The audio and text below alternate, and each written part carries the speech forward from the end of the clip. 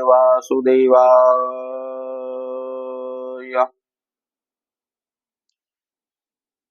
सत्यनारायण कथा चतुर्थ अध्याय. सूतजी म्हणतात, हे शौनकादी ऋषीओ, त्या साधुवाण्यांनी या ठिकाणी काही यात्रा केल्या, गोरगरिबांना दानधर्म केला आणि तो आपल्या गावाकडे मार्गस्थ झाला. काही मार्गक्रमण केल्यानंतर आपली जेवण वगैरे कामं या ठिकाणी आटपून घ्यावीत म्हणून त्याने आपली नौका कडेला नांगरली, समुद्राच्या किनारी घेतली. तेवढ्यात प्रत्यक्ष भगवान श्री सत्यनारायण विष्णू भगवंत परमात्म्याच्या अंतकरणामध्ये विचार आला की म्हणले, याच्या पत्नीच्या पुण्याईमुळं हा बंधनातून मुक्त झाला आहे खरा, पण याच्या मनातला लोभ, याच्या मनातला द्वेष, याच्या मनातला अहंभाव अजून गेलाय की नाही, त्याला याची प्रचिती आली की नाही हे पाहावं म्हणून भगवंतांनी एका संन्याशाचं रूप घेतलं आणि त्या साधुवाण्याच्या नौकेजवळ आले आणि साधुवाण्याच्या नौकेजवळ येऊन विचारलं, अहो व्यापारी, तुमच्या नौकेमध्ये काय बरं आहे? तर त्या संन्याशाची हेळना करून तो साधुवाणी काय म्हणतो पहा. का म्हणले महाराज, का बरं चौकशी चालवलीये? यातील काही पैका तरी तुम्हाला लुटायचा नाहीये ना? पण माझ्या नौकेमध्ये पानपत्रावळी वल्ली कवडी किमतीच्या जिन्सा आहेत, मौल्यवान जिन्सामुळेच नाहीये. आणि असं म्हणल्यानंतर भगवंत त्या ठिकाणी म्हणतात, तसंच हो, तुझं बोलणं खरं हो. असं म्हणून पलीकडच्या किनारी थोडस जाऊन त्या साधूच्या वेशामध्ये भगवंत त्या ठिकाणी ध्यानस्थ बसले. त्या साधुवाण्यानं आणि त्याच्या जावयांनी आपली जेवण वगैरे कामं या ठिकाणी आटोपली आणि आटपून या ठिकाणी तो नौकेवर येऊन नौकेचं झाकण उघडून पाहतो तर आत काय आश्चर्य. अहो, त्या ठिकाणी सर्व पानं, फुलं, फळं झाली.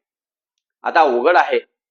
साधा सुतळीचा तोडा हरवला, एखादे 100 रुपये हरवले तर माणसाला चैन पडत नाही. मग ही तर मौल्यवान जिन्साने भरलेली नौका होती सोन्या नाण्याने. तो वाणी मूर्छित पडला. त्याच्या जावयानं त्याला पाणी घालून, वारा घालून या ठिकाणी शुद्धीवर आणलं आणि तो मामाजी म्हणतो, मामाजी, हे सासरे बुवा, फुकट दुःख करण्यामध्ये अर्थ नाहीये. हा सर्व त्या संन्यासी महाराजांच्या शापाचा परिणाम आहे. आपण त्यांना शरण जाऊया, त्यांची माफी मागूया. आणि असं म्हणून ते सासरे जावाई त्या समुद्र किनारी त्या ठिकाणी असणाऱ्या त्या संन्यस्त महाराजांना शोधू लागले. शोधता शोधता एका ठिकाणी ध्यानस्थ बसलेलं त्या साधुवाण्यांनी पाहिलं आणि येऊन त्यांच्या चरणावर लोटांगण घेतला आणि म्हणू लागला, महाराज, मी खोटं बोलून आपला महान अपराध केला. मी आपली टिंगल टवाळकी केली. मला क्षमा करा, मला माफ करा, माझा अपराध पोठामध्ये घ्या. त्यावेळेस त्या संन्याशाच्या रूपाने भगवंत परमेश्वर म्हणतात, हे साधुवाण्या, हे वैश्या, तुझं रडणं थांबव, तुझा विलाप थांबव आणि ऐक म्हणले. तू कारण नसताना माझ्या पूजेची टाळाटाळ केलीस. तुझी बुद्धी वाईट असल्यानं, तुझा स्वभाव लोभी असल्यानं, तुझ्या मनामध्ये या ठिकाणी धनाविषयीचा लोभ असल्यामुळं तुला हे दुःख भोगावं लागत आहे. तुला अशा प्रकारची संकट भोगावी लागत आहे. आणि असं म्हणल्यानंतर त्या साधुवाण्याला या ठिकाणी आपण जे नवस केला होता, जी पूजा बोलली होती, त्याचा या ठिकाणी त्याला स्मरण झालं आणि स्मरण होऊन त्यांनी त्या ठिकाणी भगवंत परमेश्वराचं स्तवन चालू केलं, स्तुती चालू केली.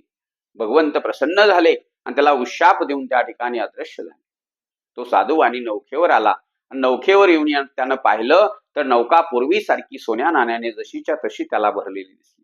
आता मात्र त्याला देवाचं महात्म्य कळालं होतं, देवाची त्या ठिकाणी असणारी महती कळाली होती.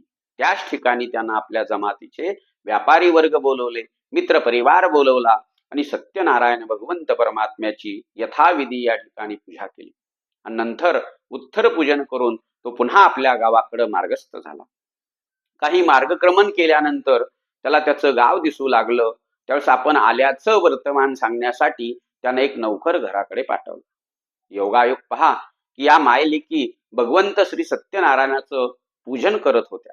पूजा संपत आली होती, आरती झाली होती आणि तेवढ्यात तर त्या नौकरांनी येऊन आरोळी दिली. अहो म्हणले, साधुवाणी आणि जावई भरपूर धनद्रव्य घेऊन समुद्र किनारे आलेले आहेत आणि तुम्हाला पंचारती घेऊन समुद्र किनाऱ्यावर ओवाळण्यासाठी बोलवलंय. दोघींनाही खूप आनंद झाला. त्याच्यामध्येच ती साधुवाण्याची पत्नी म्हणते आपल्या मुलीला, अगं मी तेव्हा पुढे जाते, तू या ठिकाणी तयार हो, आरतीचं ताट तयार कर, स्वतः सासशृंगार कर आणि नंतर देवाचा प्रसाद घेऊन तू समुद्र किनारी ये. आई निघून जाते. आणि साधूवाण्याची मुलगी पती आल्याच्या आनंदामध्ये स्वतः तयार होते, आरतीचं ताट तयार करते.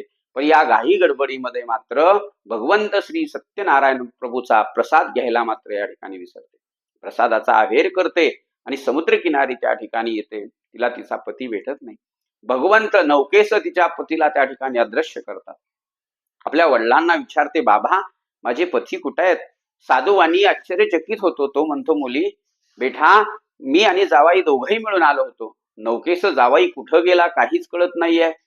मग मात्र या बोलण्यावर तिचा विश्वास बसत नाही आणि ती म्हणते, बाबा तुम्ही इतके दिवस घरी का आला नव्हतात? याचं कारण मला आता लक्षात येतंय. तुम्ही या ठिकाणी माझ्या मनाची समजूत घालू नका. मी मात्र आता राहणार नाही.